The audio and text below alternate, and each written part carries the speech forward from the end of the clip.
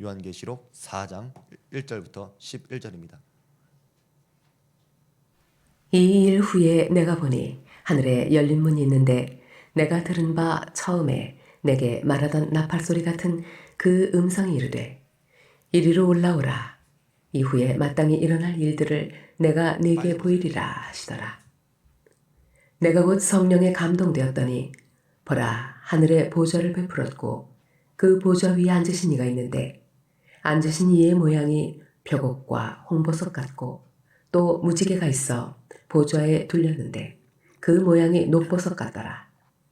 또 보좌에 둘려 24 보좌들이 있고 그 보좌들 위에 24 장로들이 흰 옷을 입고 머리에 금관을 쓰고 앉았더라. 보좌로부터 번개와 음성과 우레소리가 나고 보좌 앞에 켠 등불 7이 있으니 이는 하나님의 7 영이라. 보좌 앞에 수정과 같은 유리바다가 있고 보좌 가운데와 보좌 주위에 4 생물이 있는데 앞뒤에 눈들이 가득하더라. 그 첫째 생물은 사자 같고 그 둘째 생물은 송아지 같고 그 셋째 생물은 얼굴이 사람 같고 그 넷째 생물은 날아가는 독수리 같은데 4 생물은 각각 6 날개를 가졌고 그 안과 주위에는 눈들이 가득하더라.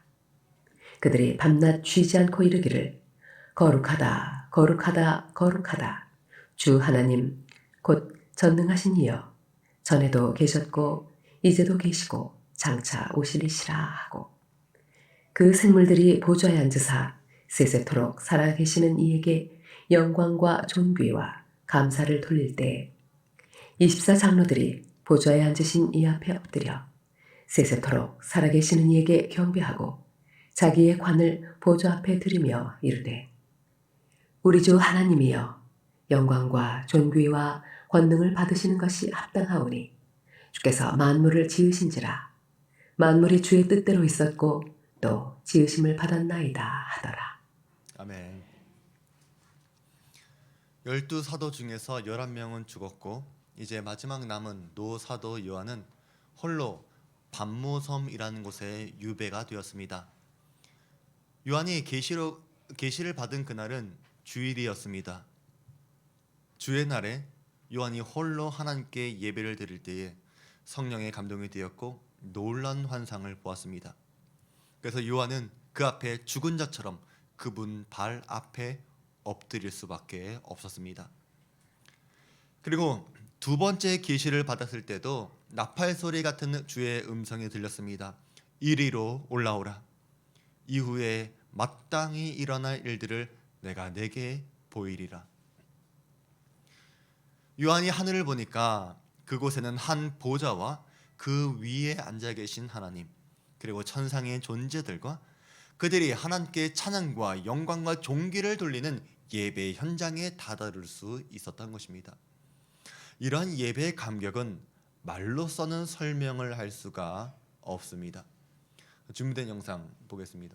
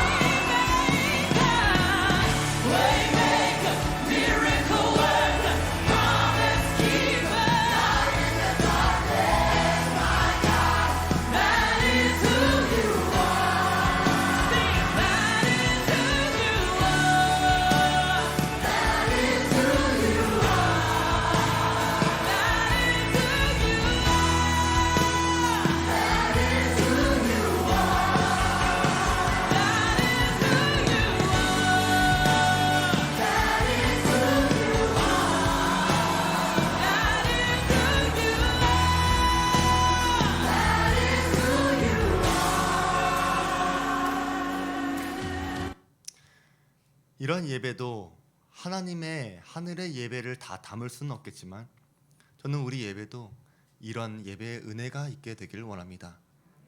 모두가 감격해서 벌떡 일어나고 가만히 있을 수 없어서 손을 높이 들고 박수치고 큰 소리로 당신은 하나님이십니다 라고 외치는 그런 예배, 이런 하늘의 예배가 우리의 주안교회에서 시작되길 원합니다. 이런 예배는요, 대형 교회들이라고 일어나는 것이 아닙니다. 하나님의 임재가 있는 예배가 바로 이런 예배를 드릴 수가 있다는 것입니다. 그런데 요한이 보았던 이 환상은 구약 성경에도 기록이 되어 있습니다. 먼저 이사야 선지자가 본 환상입니다. 이사야서 6장에는 그가 선지자로 부름받았을 때의 장면을 기록하고 있습니다. 우시야 왕이 죽던 해에 내가 본즉 주께서 높이 들린 보좌에 앉으셨는데 그의 옷자락은 성전에 가득하였고 스랍들이 모시고 섰는데 각기 6날개가 있어 그 둘로는 자기의 얼굴을 가리었고 그 둘로는 자기의 발을 가리었고 그 둘로는 날며 서로 불러 이르되 거룩하다 거룩하다 거룩하다 만군의 여호와여 그의 영광이 온 땅에 충만하도다 하더라. 이사야 선지자가 무엇을 보았습니까? 주께서 높이 들린 보좌에 앉으신 것을 보았고 스랍 천사들이 그곳에서 거룩하다 거룩하다 거룩하다 만군의 여호와여 그의 영광이 온 땅에 충만하도다라고 찬양하는 것을 보았습니다. 에스겔 선지자도 이 환상을 보았습니다. 에스겔 선지자도 선자로 부름받았을 때에 그 머리 위에 있는 궁창 위에 보좌의 형상이 있는데 그 모양이 남보석 같고 그 보좌의 형상 위에 한 형상이 있어 사람의 모양 같더라. 내가 보니 그 허리 위의 모양은 단소에 같아서 그 속과 주위가 불 같고 내가 보니 그 허리 아래의 모양도 불 같아서 사방으로 광채가 나며 그 사방의 광채의 모양은 비 오는 날 구름에 있는 무지개 같으니 이는 여호와의 영광의 형상의 모양이라. 내가 보고 엎드려 말씀하시는 이의 음성을 들으니라. 에스겔 선지자도 무엇을 보았습니까? 궁창 위에 보좌의 형상을 보았고 그 보좌의 형상 위에 사람의 모양 같은 한 형상을 보았습니다. 그리고 이 형상은 여호와의 영광의 형상의 모양이었다. 불처럼 광채처럼 무지개처럼 비춘 것을 보았습니다. 그리고 에스겔서 1장 4절에서 14절에 있는 말씀에는 네 생물의 모습이 있는데 오늘 성경의 본문에 요한이 본 환상의 네 생물과 같은 모습입니다. 또 다니엘도 이 환상을 보았습니다. 다니엘서 7장 9절에서 10절에 있는 말씀 보니까 내가 보니 왕좌가 놓이고 옛적부터 항상 계신 이가 좌장하셨는데 그의 옷은 희기가 눈 같고 그의 머리털은 깨끗한 양의 털 같고 그의 보호자는 불꽃이요 그의 바퀴는 타오르는 불이며 불이 강처럼 흘러 그의 앞에서 나오며 그를 섬기는 자는 천천히요 그 앞에서 모셔 선 자는 만만이며 심판을 베푸는데 책들이 펴 놓였더라. 다니엘도 무엇을 보았습니까? 왕좌를 보았습니다. 거기에 옛적부터 항상 계신 이가 좌정하신 것을 보았습니다. 또 불을 보았고 만만의 천사들이 하나님을 섬기는 것을 보았습니다. 또 하나님의 심판날 앞에 책들이 펴져 있는 것도 보았습니다. 이 다니엘이 본 7장의 환상은 요한계시록 4장, 5장을 이해하는데도 깊이 연관이 되어 있습니다. 이렇게 구약의 선지자들이었던 이사야, 에스겔, 다니엘 그리고 신약의 사도였던 요한이 본 환상에 무엇이 공통적으로 있었습니까? 하늘 보좌가 있었고 보좌 위에 앉으신 하나님에 대한 환상이 있었고 그리고 천사와 영광스러운 예배가 있었다는 것입니다. 그렇다면 이들이 본 이 환상에는 대체 어떤 의미가 있을까? 그리고 왜 하나님은 이들에게 이 영광스러운 환상을 보여주었을까? 이사야 선지자가 성전에서 그 환상을 보았을 때가 언제입니까? 우시야 왕이 죽던 해였습니다. 우시야 왕은 유대 역사에서 가장 오랫동안 통치하는 왕이었습니다. 그는 52년을 통치하면서 유다는 번영을 누렸습니다. 그런데 그랬던 우시야 왕이 죽은 것입니다. 이스라엘 백성들은 얼마나 두려워했겠습니까?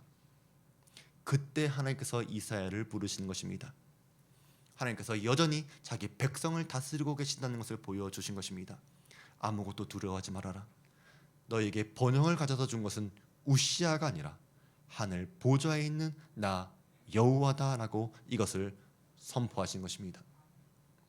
그러니까 여러분의 삶에 의지하던 것, 기대하고 있던 것들이 무너졌을 때 여러분은 이 하나님의 하늘 보좌의 환상을 바라보시면서 하나님을 붙잡아야 하는 것입니다. 그리고 그런 삶에서 여러분이 이곳까지 올 수 있었던 것도 하나님의 섭리입니다. 마찬가지로 우리 김강원 목사님께서 이제 떠나시던 해에 저는 그것이 아마도 저에게는 우시아 왕이 죽던 해와 같은 의미가 아닐까 생각이 되어집니다. 의지하고 기댔던 분이 사라졌을 때 어떻게 해야 됩니까? 하나님을 바라보는 것입니다. 저는 저와 우리 모든 주안교회가 하나님을 바라볼 수 있는 한 해가 되기를 주의 이름으로 부탁을 드립니다.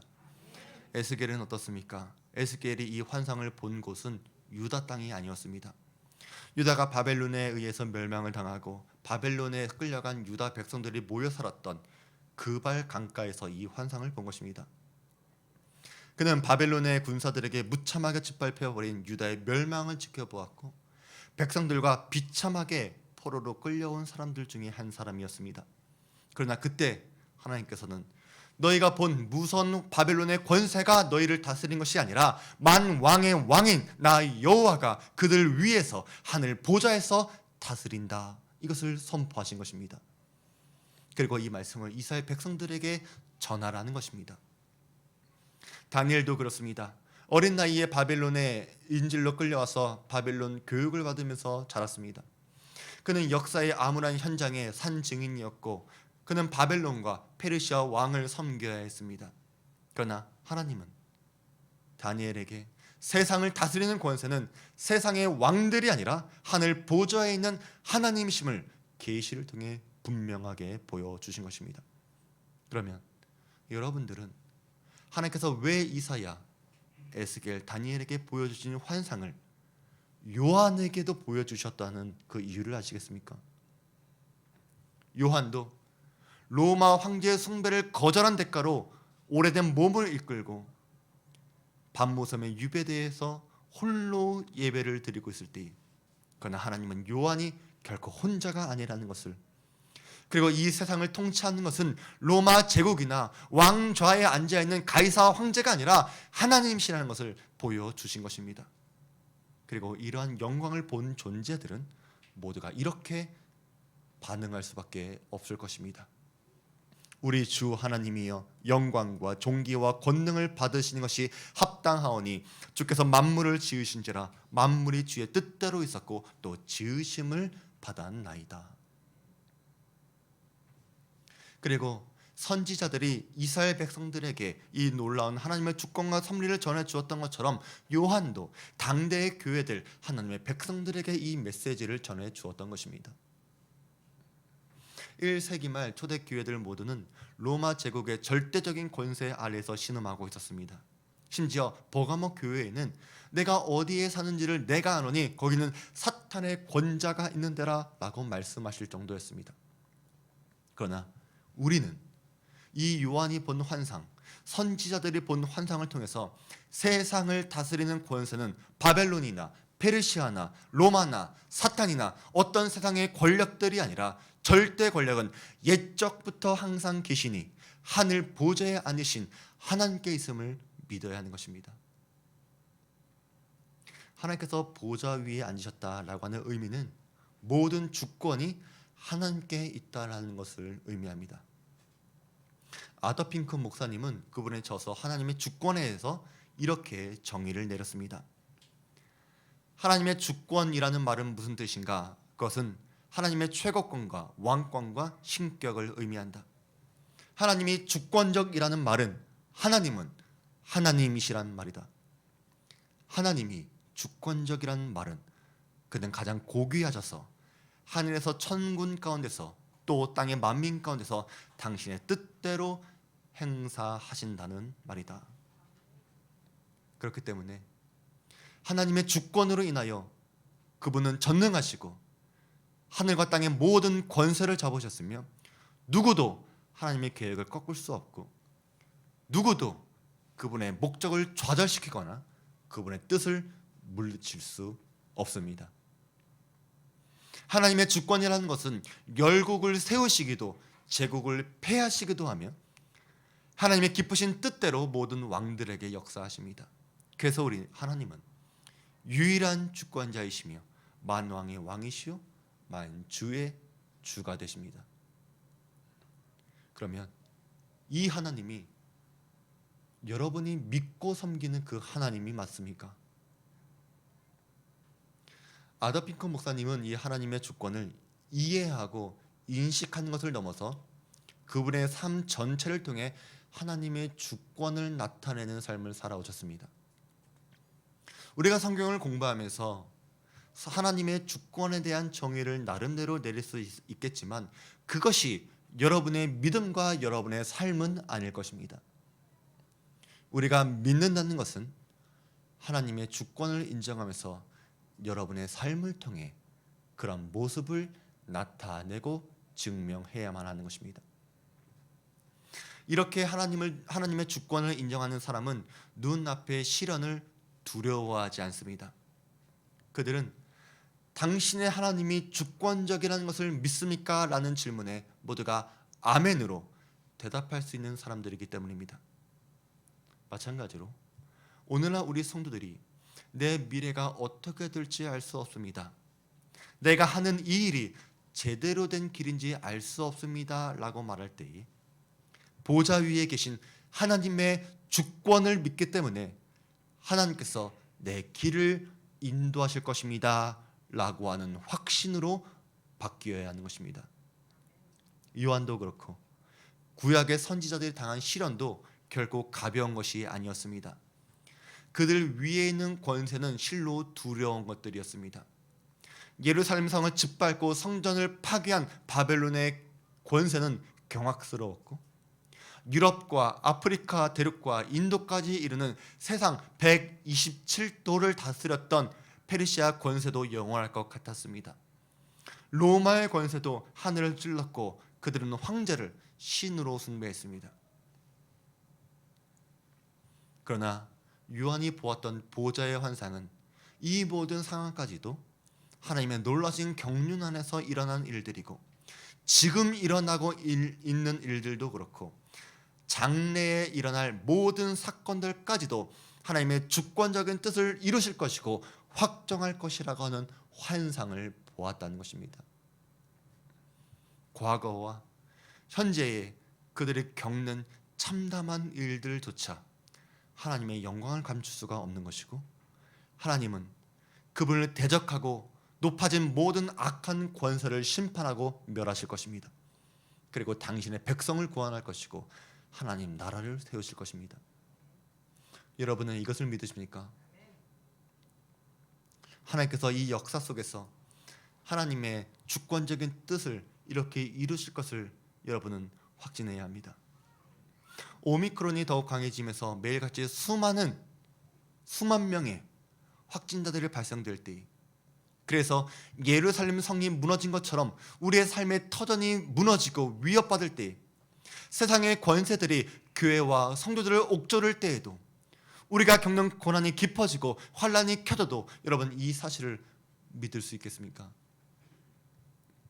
우리가 그것을 믿을 수 없더라도 하나님은 이미 구약의 선지자를 통해서 그리고 오늘 사도 요한을 통해서 하늘 보좌의 환상을 보여주시면서 온 세상을 통치하시는 하나님을 보여주고 계십니다. 지금 너희가 겪는 시련은 로마 황제가 주는 것이 아니라 내가 너희에게 주는 연단임을 깨달아라. 모든 상황은 내가 허락했고 내가 주도하고 있다는 사실을 알아라. 나는 너희를 구원하며 모든 열방이 나를 찬양할 것이다.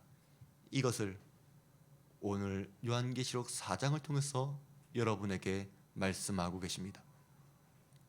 우리는 요한이 본 이 환상을 우리도 봐야 합니다.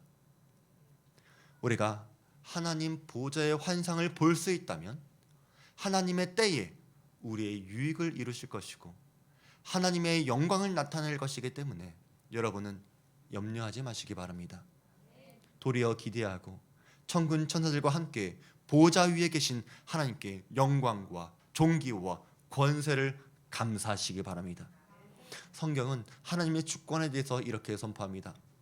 여호와께서 다스리시니 만민이 떨 것이요 여호와께서 그룹 사이에 좌정하시니 땅이 흔들릴 것이로다.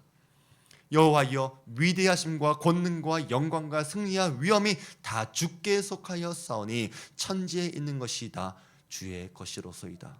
여호와여, 주권도 주께 속하여 싸우니 주는 높으사 만물의 머리이심이니이다. 이것이 하나님의 다스리심이십니다. 요한계시록 4장 1절에도 이후에 마땅히 일어날 일들을 내가 네게 보이리라 라고 말씀하셨던 것도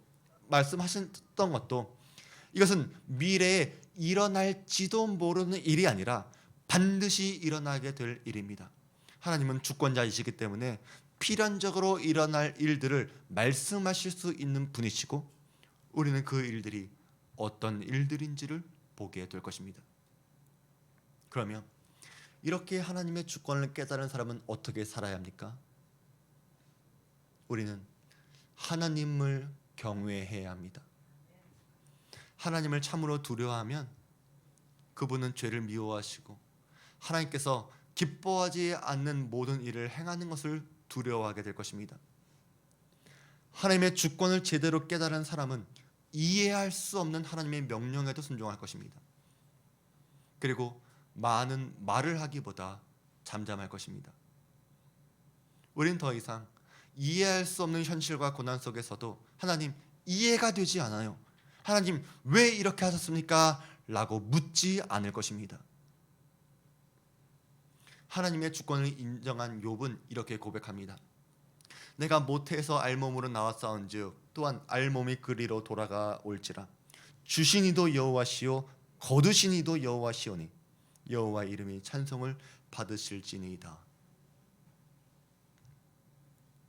그러니까 하나님의 주권을 인정한 사람은 어떤 일에도 하나님께 대한 사랑을 되돌릴 수밖에 없는 것입니다. 이 놀라운 신앙은 이해의 차원이 아닙니다. 말로서 설명할 수 없기 때문에 하나님께서 보여주신 것입니다. 요한에게 성령의 감동으로 하늘 보좌를 보여주셨고 보좌 위에 계신 하나님을 보게 하셨습니다. 그리고 요한은 이 환상을 신음하고 있던 초대교회 성도들에게 편지를 보내서 성도를 위로해 주었습니다. 두려워 말라, 하나님이 함께 하신다. 이 또한 하나님께 속한 일이며 하나님께서 계획이 있으시다. 이런 위로가 저와 여러분에게 있게 되길 바랍니다.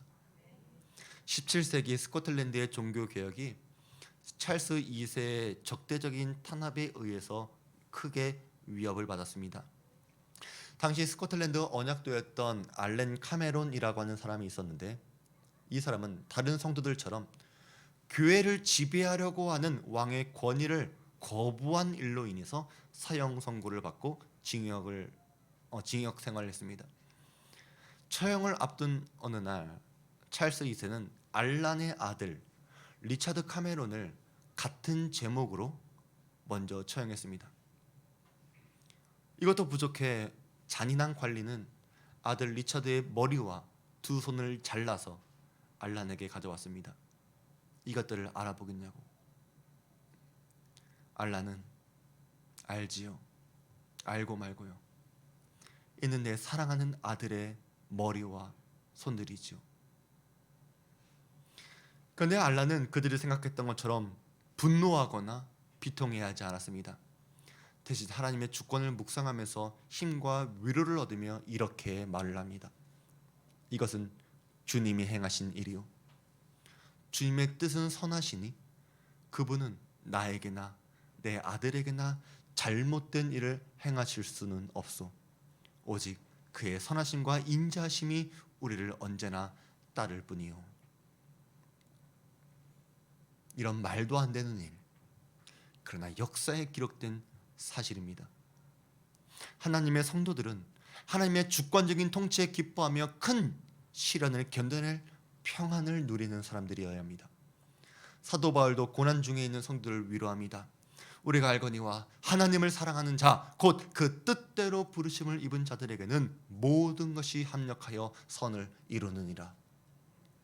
이 위로는 당대의 교회와 성도들을 위해 기록된 말씀이 아닙니다. 오늘 우리들과 모든 세대의 성도들을 위해 기록된 것입니다. 지금 전 세계는 전례 없는 감염병으로 두려워하고 있습니다. 사람들은 저마다 무엇인가를 말하지만 누구도 확신할 수 없습니다. 바이러스 앞에 인간은 무력합니다. 세상의 권세를 가진 사람들도 멈출 수 없습니다. 하지만 하나님께서 원하시면 이것이 지구 몇 바퀴를 돌게 하실 수도 있고, 또한 하나님께서 원하시면 지금 당장 오늘 밤이라도 이 모든 바이러스가 지구상에서 사라지게 하실 수도 있습니다. 이것이 하나님의 주권이 의미하는 바입니다. 사랑하는 성도 여러분, 오늘 여러분의 마음을 불안하게 만들고 두려워 떨게 만드는 것이 있습니까? 하늘 보좌를 바라보시기 바랍니다. 하늘 보좌에 앉으신 하나님을 믿음의 눈으로 바라볼 수 있게 되길 바랍니다. 여러분의 삶이 어떤 형편, 어떤 처지에 있든지 그 삶의 무게와 두려움이 여러분을 짓누를 때에, 또는 분노와 낙심에 누릴 때마다 잠시 여러분의 눈을 들어서 요한이 본 하늘의 보좌, 그리고 그 위에 앉으신 하나님의 주권을 믿음으로 바라볼 수 있게 되길 바랍니다. 그리고 요한계시록 4장과 5장을 읽어보시기 바랍니다. 그리고 이 요한이 본 환상을 나도 보여달라고 간구하시기 바랍니다. 그리고 그 안에서 평안과 위로를 누리도록, 그리고 하나님께 영광과 감사와 존귀를 돌리시기 바랍니다. 이 일은 반모섬에서 어느 주일 혼자 예배하던 사도 요한에게 보여준 환상이었습니다. 그날 요한 곁에는 같이 예배하는 형제들도 없었습니다. 피아노 반주도 없었고 허름한 예배당도 없었습니다. 청년 시절 갈릴리 해변에서 예수님을 만난 이후로 평생 주님을 따르고 섬겼던 요한은 이제 90세의 노인이 되었습니다. 그리고 반모섬의 유배가 됩니다. 이것이 평생 예수님을 따랐던 대가였습니다. 그러나 하나님은 그런 요한을 사랑하셨고 위로하셨습니다. 이리로 올라오라. 여러분은 이런 준비가 되어 있습니까? 주님께서 이리로 올라오라 부르실 때에 만세반석 열리니 내가 들어갑니다 라고 기뻐할 수 있습니까? 이 날은 갑자기 찾아옵니다. 우리는 이 날을 준비하며 살아가야 합니다. 그런 인생이 가장 복된 인생인 줄로 깨닫게 되기를 바랍니다. 우리의 말씀 기억하면서 우리 찬양하겠습니다.